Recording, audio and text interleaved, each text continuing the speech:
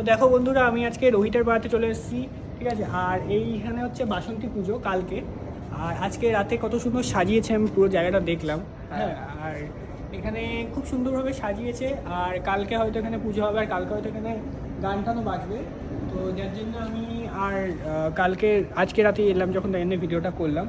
খুব সুন্দর ঠাকুরটা করেছে, ঠিক আছে। এটা একটা মন্দির না? এটা একটা মন্দির। এই সাজটাকে কি একটা সাজ যেন বলে। হ্যাঁ, এখানে কি যেন সাজ বলে, আমি বলেছি এখানে এটা ঢাকের সাজ বলে। ঢাকের সাজ বলে।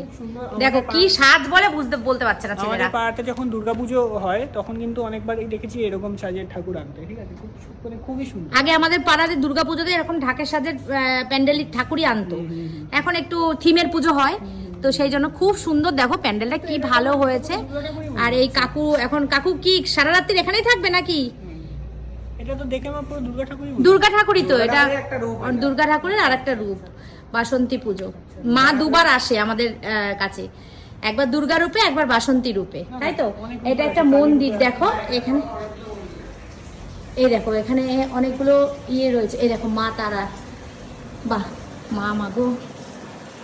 এই যে মন্দির এখন বন্ধ হয়ে গেছে, তবুও তোমাদেরকে একটু দেখাচ্ছি। হ্যাঁ, অনেকটা রাত হয়েছে, মন্দির বন্ধ হয়ে গেছে। এইটা একটা মন্দির, এখানে শিবটা মা থাকলে তো শিব থাকবে। ওই যে উপরে যেতে পারছি না, নিচ থেকে দেখাচ্ছি তোমাদের। এই যে দেখিয়েছি। আর এইটা মা কৃষ্ণর মুখটা তো দেখতে পাচ্ছি না রে। এই যে রাধা কৃষ্ণ, এই যে রাধা, এই যে কৃষ্ণ। ঠাকুর ঘুমিয়ে পড়েছে, এখন ডিস্টার্ব করা উচিত না। এই যে বাবা, বাহ কি সুন্দর বাবার মুখটা দেখ। আর এইটা দেখে, জায়গাটা দেখে আমার এত ভালো লাগছে, কি সুন্দর। দেখো সিটিং এরিয়া করেছে, আর ওইখানে রান্না বান্না হবে, এর জন্য গ্যাস, ওভেন, কড়াই, আলুর বস্তা। দেখো কল্পতরু উৎসব, এখানে কল্পতরু উৎসব হয়। কি সুন্দর, কি এত সুন্দর জায়গা থাকিস রোহিত। আর তোদের বাড়িতে বেশ অনেকটা দূর রে আমাদের বাড়ি। হ্যাঁ, এখানে অনেকটা দূর। সাইকেল নিয়ে যাতায়াত করিস তুই? বাবা অনেকটা রাস্তা রে। এখানে শুধু ভোগ রান্না, আর ওখানে সব এই বাইরের টেবিল চেয়ারে খাওয়া দাওয়া হবে। হ্যাঁ, কি সুন্দর সিটিং এরিয়া। প্রত্যেক অমাবস্যায় পুজো হয় বড় করে, মানে মোটামুটি করে মায়ের পুজো হয়। মেন এটা মনে হচ্ছে কালী মন্দির নাকি, মানে কালী ঠাকুর, শিব ঠাকুর, রাধা কৃষ্ণ সবই আছে। বাহ, খুব সুন্দর, খুব সুন্দর।